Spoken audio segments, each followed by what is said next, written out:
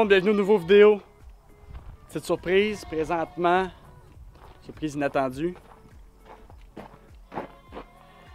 Price, on vient de l'acheter, usagé, qui n'a pas l'air usagé. Donc on est très content d'enfin avoir la flotte de foin au complet dans notre garage, dans notre grange, un peu partout.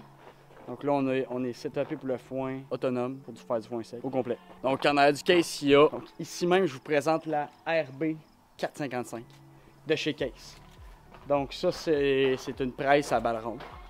Donc qui fait seulement des balles rondes et qui est à rouleau. Donc rouleau roll belt, ça veut dire rouleau avec des sangles pour RB, ça veut dire roll belt 450.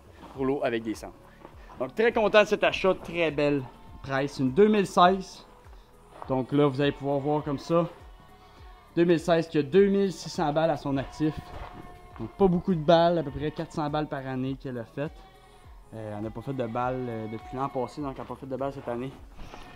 Des tailleurs de flottaison, assez impressionnant. Donc je vais vous expliquer toutes les caractéristiques de cette presse en long et en large présentement. Donc qu'est-ce qu'on peut voir en avant de la presse? Donc en avant de la presse, on voit le signe Case ici, métal. Donc ça c'est métallique. Le pick-up 84 pouces avec des rebords pour regrouper le foin dans le centre parce que ça va faire du 4 pieds par 5 pieds, d'où le nom RB 455, donc 4 par 5, 5e génération, 5e série.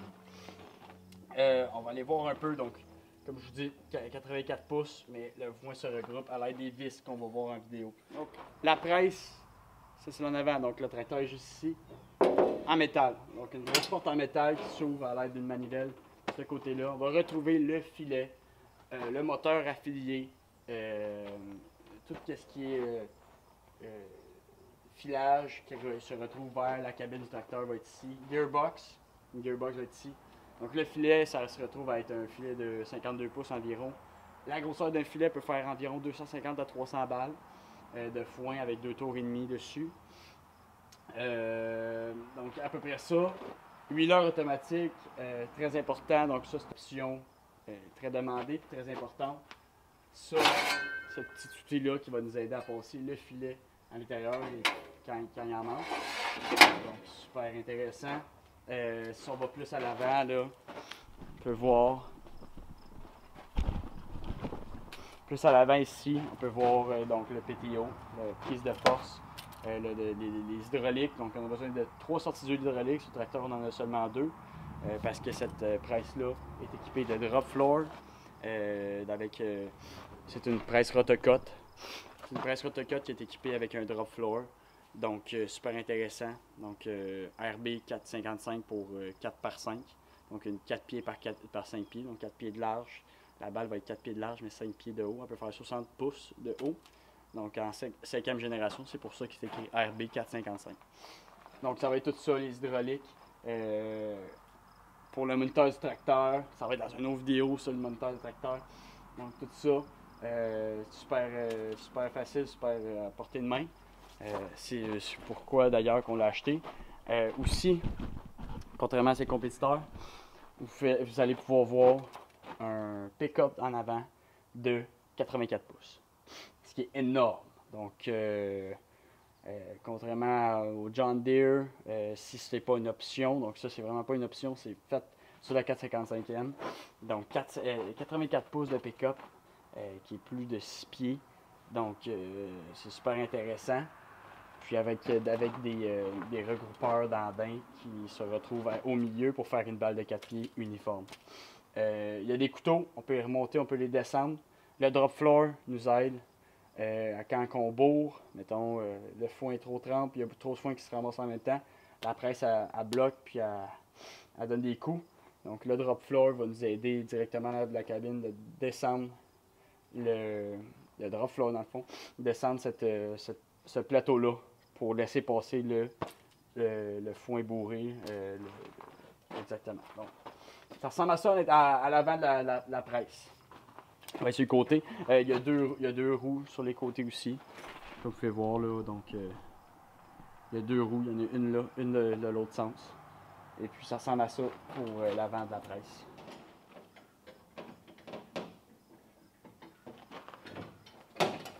Les côtés, ils s'ouvrent de même en papillon.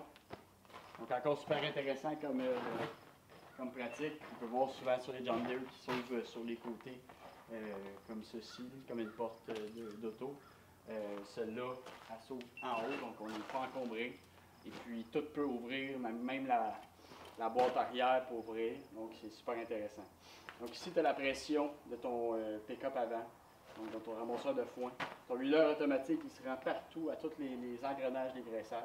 Le moteur du filage, tous les engrenages pour marcher sur les filets ou les rouleaux. Tu as les couteaux de rechange, les couteaux neufs ici, donc une place pour les mettre. Ce côté-ci, super simple, plus simple que l'autre bord. Ici, tu as ton électronique, toute ta boîte, ta fuse électronique va être ici. Donc, ton moniteur de cabine, tous tes sensors, tes sensors directement sur la presse pour t'indiquer les problèmes. Donc, tout est relié à ton moniteur de cabine. Étant donné que les hydrauliques, c'est un système isobus, tu peux utiliser les hydrauliques pour plusieurs fonctions. L'hydraulique qui fonctionne sur le drop floor et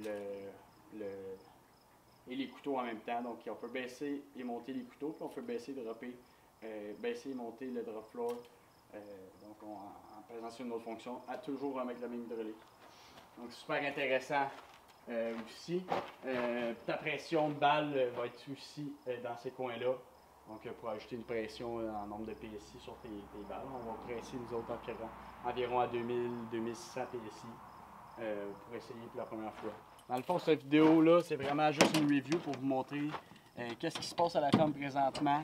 On a acheté une presse. Je ne partirai pas, on l'a tout essayé aujourd'hui.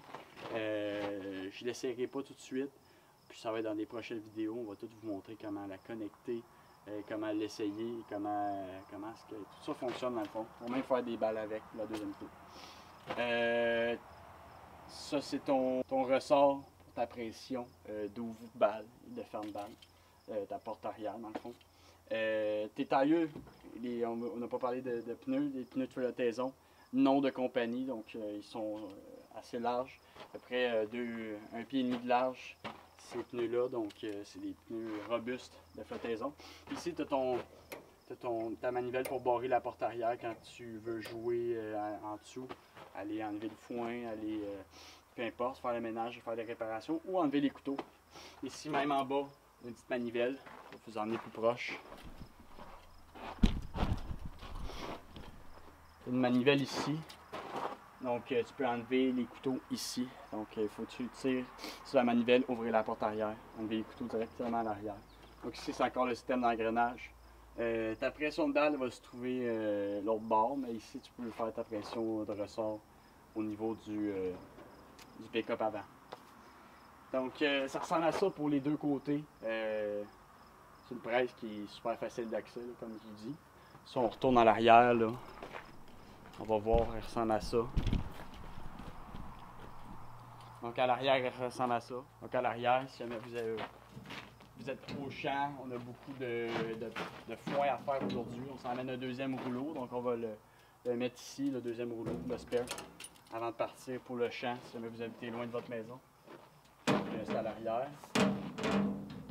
Encore une fois, on ne voit pas les rouleaux, on voit pas les rouleaux de rubber directement dans l'arrière. Donc ça, sont cachés du soleil, sont cachés de la moisissure, sont cachés, ils vont rester plus longtemps. Dans le fond, ces rouleaux-là sont garantis à environ 15 000 balles. Donc ça, c'est super intéressant. Une autre option qui n'en est pas vraiment une, mais qui en fait partie, ici, quand la balle va tomber, donc il n'y a pas d'option hydraulique, lance-balle hydraulique. Donc celle-là, mais par exemple, celle-là va arrêter la balle de foin pour revenir dans la cabine ou dans la boîte en arrière. Donc ça va arrêter. À part de ça, grosso modo, ça ressemble à ça, des sets de lumière. Pas mal full liquid. Cette presse-là, c'est une presse de luxe édition 2016.